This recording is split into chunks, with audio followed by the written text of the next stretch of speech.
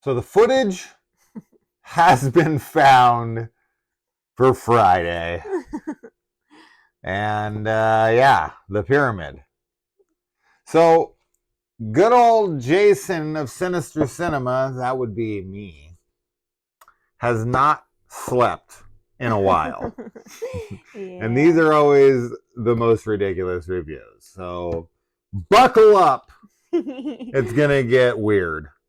Gonna get odd. Let's talk about that pyramid, shall we? So here's a movie that in like conceptually should be a home run, right? Sure. Now, I think the obvious movie to compare this to just in its concept would be, As above, so below. and the idea of taking a found footage film into a lost yet found pyramid, you know, some undiscovered tomb. Because I'm a massive fan of like the Uncharted franchise and grew up on the Indiana Jones films, I'm definitely like primed for this kind of stuff. I love this like, you know, fictional take on archaeology, because archaeology in reality is like boring as shit. But, you know, with the movies, they always got like guns and there's always like thieves trying to steal the Ark of the Covenant or something. And I just, you know, this movie does try to somewhat play out like that, but it just fails so miserably. This is so. Here's the most interesting detail with this found footage film. So, and because I did post about this in a found footage group, and people were like, "Oh, well, it's not really found footage, and this and this and this and that." And I was like, "Look, the first hour of this film, yeah, there might have been a few shots here and there that I was like, okay, I think those might be rule breaking. Yeah. I think, I don't know. Are those cameras possible? Are those angles? I'm not 100% sure. But I've never seen a found footage film commit to that style so much for the first hour. Yeah. And then just completely 100 or like 99.9% abandon it for the last act of the film. Oh, it's completely abandoned. There's like a couple shots. There's like two shots after the like hour point where we get like a frame or two from like her camera on her body. Oh man, I mean, I was excited at the concept of this film too because I really love The Mummy and I used to be really interested in ancient Egypt. And I think that there's some really cool like things that can be explored in horror with like Egyptian mythology and all Yeah. of that. I really did not like this film. Yeah. Like even before it got to the point where they abandoned the found footage style, like at that point I think I started hating the film, but before then I just was not getting into it. I did not like it at all. Yeah. No, I didn't either. I definitely was not connecting with any characters. I found all of them to be, I don't know if unlikable is the right word, because I don't think anyone's, uh, hmm, maybe like the woman who is leading the documentary crew. There's like It's two of two of them, them, yeah. but she was, you know, a little two-faced and really just Mm-hmm. didn't, you know, she was just there for the story and was like didn't really care what happened to anybody, so she was lame for sure. Everyone else was just fine. They were just, it wasn't that they were unlikable, it's just that I didn't like them. I think for me, I agree. I didn't like them either. I think I just found them hard to relate to, and I didn't really feel like they were fully developed characters. They felt very, which like isn't always a bad thing. Like you can have caricatures like in your film as long as they're doing what they're supposed to be doing. But besides that point, I think that from the beginning, I also immediately was taken out of the found footage aspect of this because I recognize the actor that plays the father. He's a I don't know his name and I can't tell you what else he's been in because I'm horrible Oh, with names, but I knew him immediately. yeah. And so like I instantly was just like, this is not, there's no way this, and I know that like when we watch found footage, we're like, it's fake, but we always talk about how fun and how much more exciting it is when it feels so realistic that it could be actual found footage. And because I recognize that actor, my brain was just like, nope, like we're not going to buy into that. So it kind of like defeated the whole purpose of the found footage for me. Which, is it The Last Exorcism that has the guy who plays Cotton? Like, if I had seen that now, I would have recognized him because of like Better Call Saul. But at the time, I didn't know him, so it like because they were lesser known actors involved in that, and even the son at the end, or the son, I don't know his name, but Caleb yeah, from, Caleb. yeah, He's also Get Out. yeah. So, those are not to say that there aren't found footage films that have actors in them that are recognizable, but for some reason for me with this one, because I knew the guy right out the gate, I just was like, oh, it was kind of a shame for me. I mean, that doesn't really matter to me. Mm, Um, you know, with the Creep movies, I mm, know Mark Duplass from multiple other things, so I don't really care. That's definitely had nothing to do with it for mm, me. As long as you can sell me on, the realism of it, it could be freaking Tom Cruise for all I care. It doesn't really matter who it is. But yeah, you're right. I mean, if it is someone you've never seen before, it's going to add to the authenticity when you're yeah, watching a Heather Donahue, right. right? Sure. And then And it's like, who the hell's this, right? This feels like a regular person. yeah. Doesn't feel like a movie star. Hmm. Just feels like an everyday person. And that's so much of the charm for found footage films, is Sure. that there's obviously so many low budget and independent filmmakers who make found footage, and so finding actors and actresses like in these roles, and getting a chance to shine and be that like normal person that's very relatable is what I one of the things that I love about found footage. Yeah. But I aside from that too, I also think that this is one of those like blockbuster found footage films. Like Yeah. it feels like an expensive production. I Yeah. don't know what the budget was, but it has a Hollywood feel to it, which I also don't typically like in found footage. Like I want the low quality, like even if it's just a filter, like they're not obviously filming it on like some like camcorder or whatever. Mm.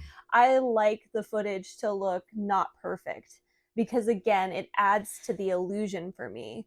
I don't want it to be, unwatchable, of course, but I like Like that. Spectre. Right. I like it to be distorted a little bit and look kind of gritty. And I just think that this one has like such a crisp quality, which, in other films, like, because I think about something like The Visit, which doesn't have to me like a low quality film feeling No. to it. Like, it's also kind of like a blockbuster found footage film, but there's so many things that that film does right that it doesn't really matter as much that the footage itself looks so clean. Um, Paranormal Activity, Next of Kin. yeah, That looks really, really professional. yeah. Yeah, Hmm. sure. I mean, as far as like a budget goes, I mean, it just depends on how it's utilized, right? Like Cloverfield obviously had a much bigger budget than most found footage films, and in the times that I've seen it, I really enjoyed it. Hmm. Even if the monster and stuff like that is pretty noticeably CGI, I don't really care. But to add to your point earlier, will it take away from the effect of realism? Sure. Sure, of course. If you got a CGI Godzilla monster, it's going to take away from the realism. Well, this is one of the, even when it's not like a Especially since I know no monster attacked New York. I mean, yeah, but like obviously we're all aware that it's fictional and everything, but it is nice to lose yourself in the story and think like, oh my god, it's real. But another example of when like CGI doesn't work is in Lunopolis, right? Yeah. That was one of our criticisms Oh of man. that, right? Is that Yeah, like that was rough. and so that's obviously poor quality CGI. I think that the CGI in this is like fine, but I don't like it for found footage because it's not realistic enough. I would have much preferred, like, I feel like if you're gonna have a creature in found footage, I think the way to go is practical. I think if you have a practical effects creature, it's a lot easier to make that seem like a real being versus like if you only have a limited budget because CGI can be very expensive. I know practical effects can be expensive too, but it's like I don't know. For me, I would prefer practical, and I think that well, I don't think you could have done practical for all of this, obviously, but for like Hmm. the Anubis creature at the end, like the big one, that could have been practical. I don't know about all the little like Sphinx babies or whatever. Oh The what are they yeah. called? What did you find out that they were called? I didn't find out they Or were called anything. we were looking up We were the. looking at different Sphinx cats, and one of them was like a Speaking of I don't cats, remember. a I don't think it. clacking, Oh yeah, something like that. A clacker, a clack, something like that. like Clacking. black Sphinx cats. Yeah. Um, I definitely think the Anubis in this looks like something out of The Mummy, It does. It right? does. And that's not a good thing. That No. that's very dated CGI. And when you're using like when I see Emotep before he's you know back to the Arnold Vosloo looking human, and they have that like CGI mummy in the '99 Brendan Fraser mummy movie. It just it doesn't bother me because it is this big blockbuster and it's the CGI of the time, and Hmm. it's just like you go, okay, like look how far we've come. Even though some people are like, I think CGI looked better back then than it does now. These people are fucking out of their minds. Um, but when it's in a found footage film and it looks like that, it really does take you out of the movie Absolutely. because it is trying to be like authentic, Yeah. And right? yeah, absolutely. I think the CGI is way overused too because obviously not just the Anubis at the end, but all of the little black cats and everything. Like I Mm-hmm. think that the scene when the reporter is pushed down into that pit or falls down into that pit of spikes. So much cat hair on my face now. The True Um, Delu, and when they all come out yeah, and start like eating her, like yeah. that looked really bad to me.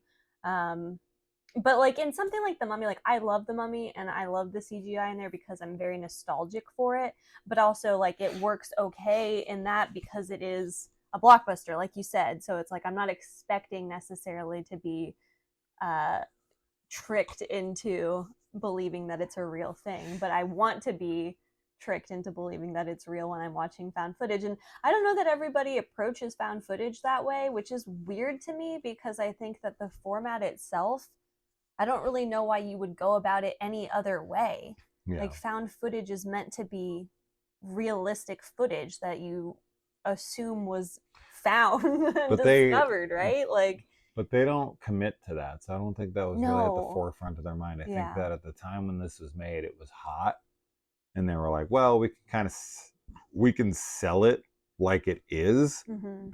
in a trailer, but also it's kind of hard to do that Mhm. and be successful with it, especially during action sequences and especially once you've whittled down the survivors to like a final girl and Mhm. she only has like a body cam and she's trying to like fight Anubis as he's like climbing up and out of pits as she's chasing after her would be it's hard, it's complicated. People talk about found footage and they're always like, oh, easy filmmaking.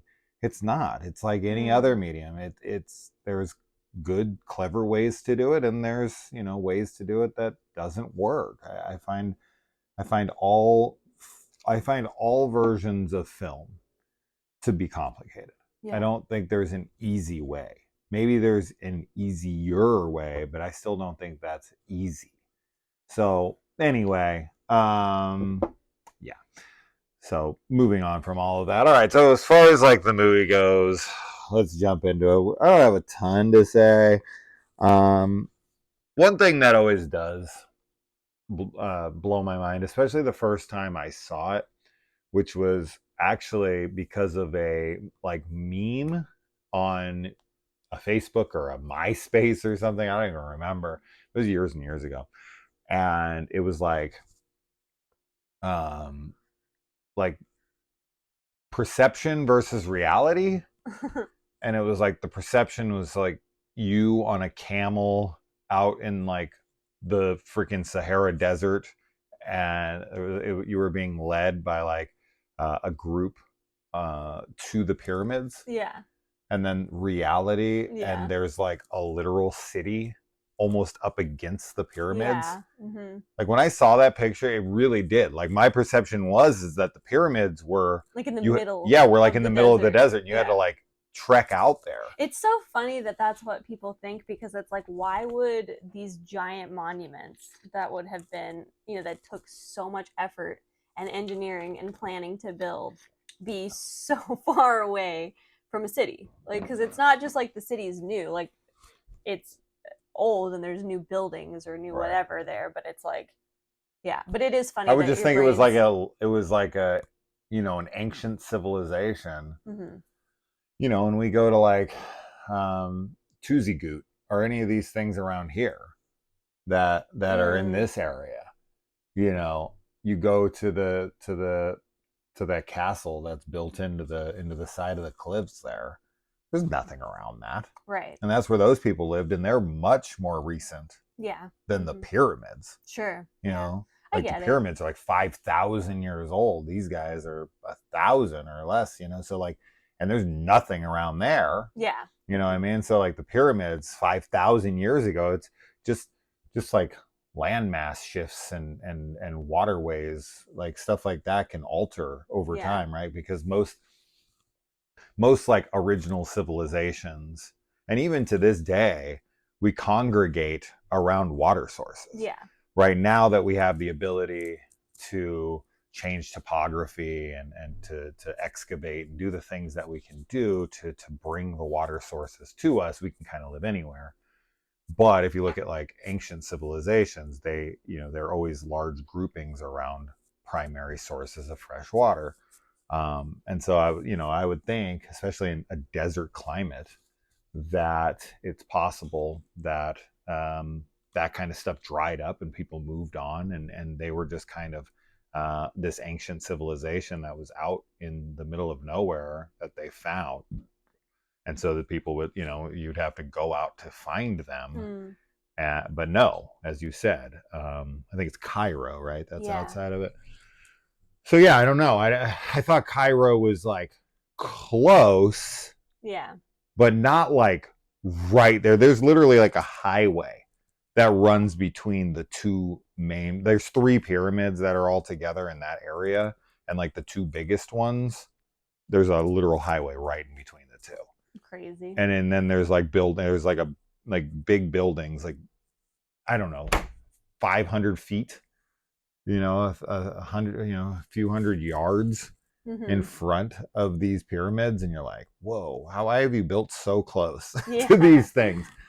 Yeah. Anyway, so I don't know, just seeing them in this from like an overhead shot of how big the city is and next to it and how close they are up to them, it definitely breaks your perception that these are more isolated artifacts, relics of the past, right?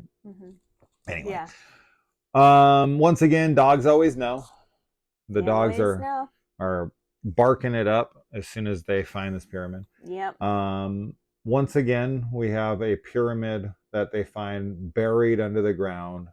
Of course, as everyone knows, as every single person knows, all of you know, this was first done in DuckTales Treasure of the Lost Lamp, a damn masterpiece. Okay. Good old Scrooge McDuck goes on out there with Huey, Dewey, Louie, Launchpad, everybody takes the whole crew, right? Yep. And they find the pyramid, and they have to dig the whole thing up. And these assholes are taking forever. They can only uncover like the top of this thing with like 100 laborers. They need some ducks. Right? These little ducks, dude. There was 4 kids. One of them was a little girl. It's child labor. You got Launchpad. You got Uncle Scrooge, and you've got Dijon, the guide. Mustard. Dijon Mustard, yeah. Dijon, who's like a dog. He's like a Goofy. Like whatever the hell Goofy is. Goofy's like he's a dog, but Pluto is Goofy's dog. What is that? Goofy? What is that? I don't know. That's like, I guess that's like me owning like a primate. It's kind of like we're like close-ish, right? Yeah. It's like me and Caesar from Planet of the Apes hanging out. No, that's not the same. It would be like, but like pre, like, you know. No. Like before Caesar gets the gas. We're not even, no. Nobody is allowed to own Caesar. But I'm saying, okay. Yeah. But like, it would be this is the weirdest thing, right? Aladdin and Abu, I think is the fact that there's a duck and a mouse and a dog, and they're all like sentient and have like they're all speech, self-aware, very self-aware, and then Pluto's just a dumb dog. Like a normal, like actual Pluto. How we see dogs in our world dog. Yeah, it is weird. Why is Pluto like that? Cartoons don't make sense sometimes. They're nonsensical. But the point I'm getting to is that 6 ducks, 4 of them being children, and a potential dog thing are able to dig up an entire pyramid after Uncle Scrooge accidentally kicks his toe on the tip of the pyramid. Right. And they dig this whole thing out in an afternoon. The whole thing. I mean, this crew's lazier, I guess. I guess so. So, I've seen the movie quite a bit. I grew up on it. I still watch it to this day. I probably watch it once a year. I love it. It makes me laugh.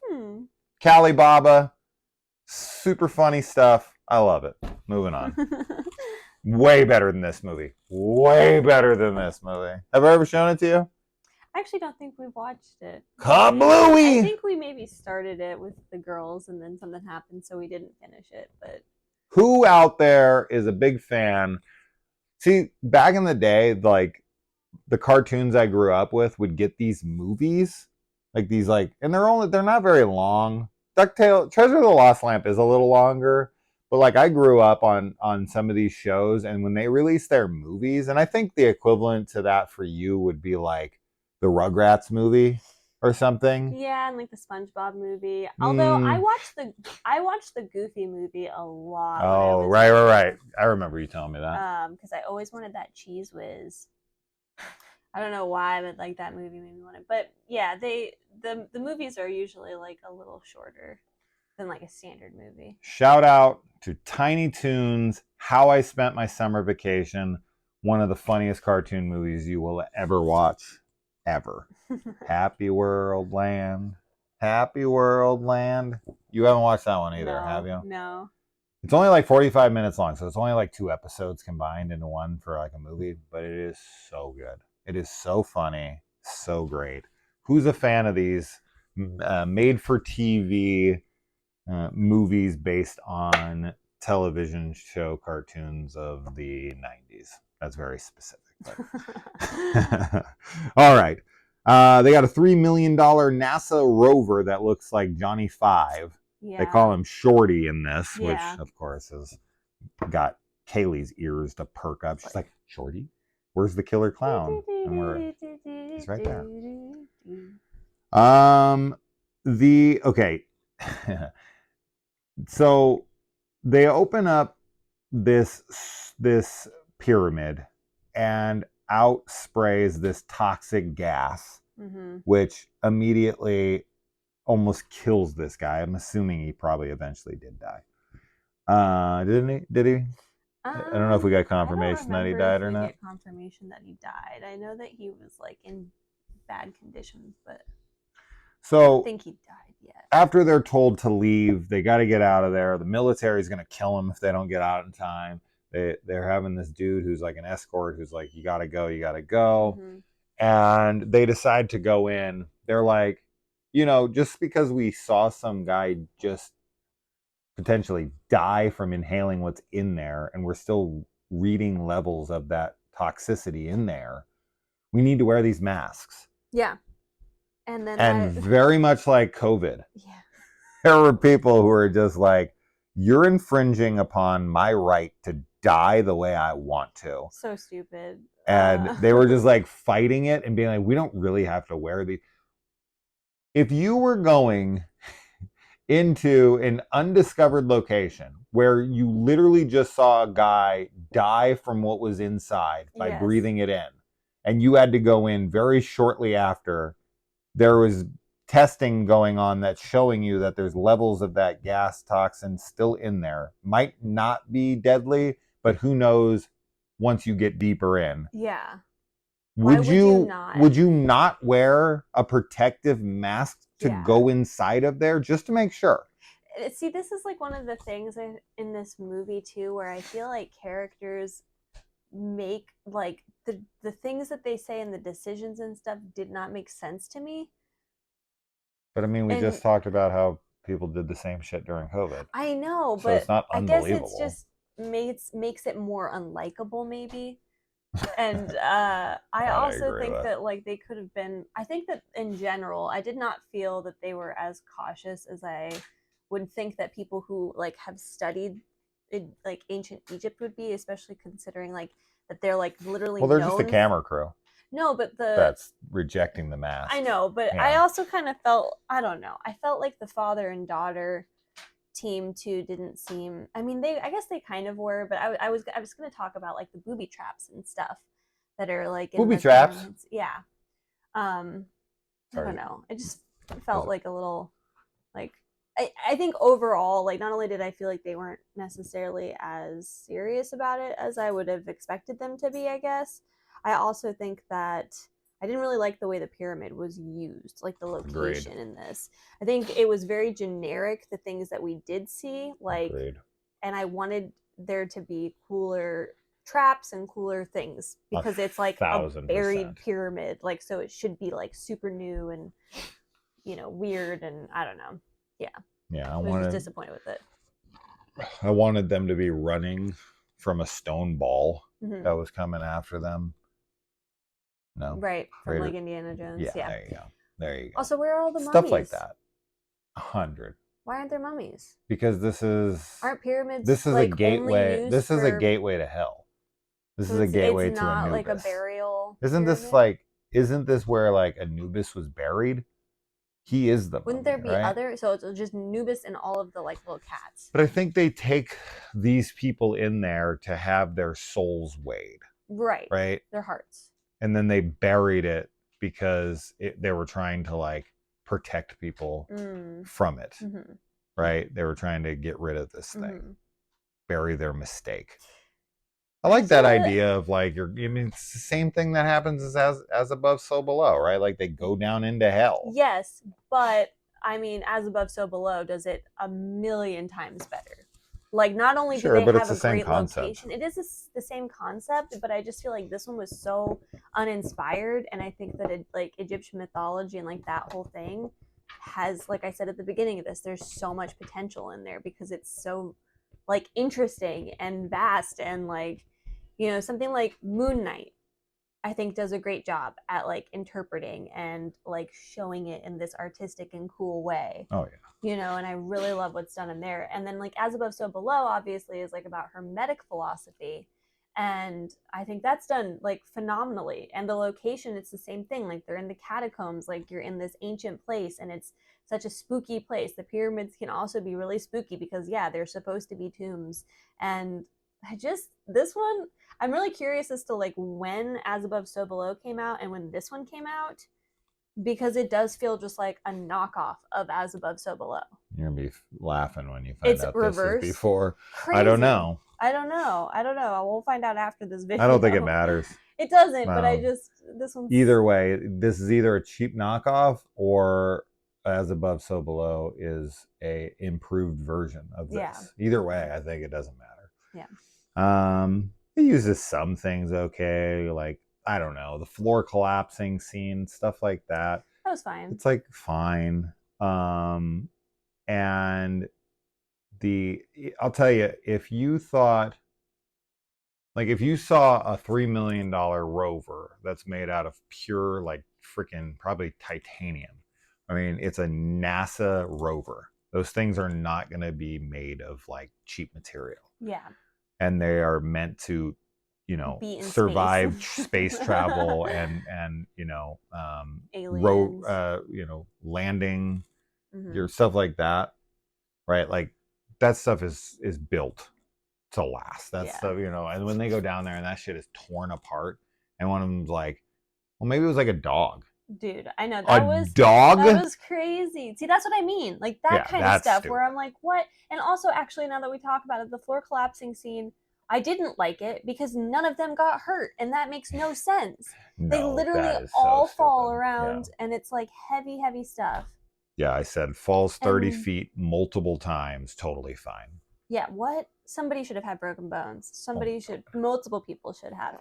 And that would have been fine. That would have been like, okay, now they're crippled and stuff. Like that's even scarier. Like, of course, up the drama and everything, but no. The dude getting like broken in half, pulled into the thing it was okay, right? Like I've always been a fan of that style of kill. Like the dude in Creepshow 2 who gets pulled through the raft and his leg breaks up over him, like stuff like that. I've always been a big fan. They do it in Terrified. Oh yeah, right? Yeah.